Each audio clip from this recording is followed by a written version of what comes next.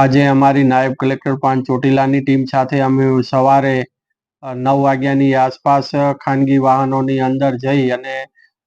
મૂળી તાલુકાના ખાખરાળા ગામની સીમ વિસ્તારની અંદર સરકારી સર્વે નંબર 52 વાળી જમીનની અંદર આકસ્મિક રેડ પાડતા ત્યાંથી સફેદ માટીનું તદ્દન ગેરકાયદેસર ખનન કરતા વાહનો છે જપ્ત કરવામાં આવેલા છે, જેમાં એક જેસીબી મશીન છે અને 3 ટ્રેક્ટર અને ટ્રોલી સાથે મુદ્દા માલ છે એ જપ્ત કરવામાં આવેલો છે. આ ખનીજનું જે ખનન કરાવતા હતા હરિભાઈ જોગરાણા, રહે ખાખરાળા, તાલુકો મૂળી, તેમજ સાથે સાથે આજુબાજુમાં તપાસણી કરતા 2 ડમ્પર પણ મળી આવેલા હતા અને એમ મળીને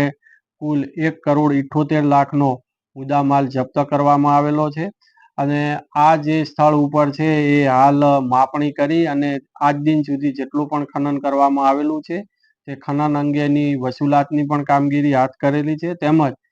આ જે ખનન કરતા જે પણ કોઈ ઈસમો છે તેઓની સામે Gujarat mineral prevention of illegal mining, storage and transportation rules 2017 તેમજ લેન્ડ ગ્રેબિંગ અને અન્ય કાયદેસરની કાર્યવાહી છે હાથ ધરવામાં આવેલ છે.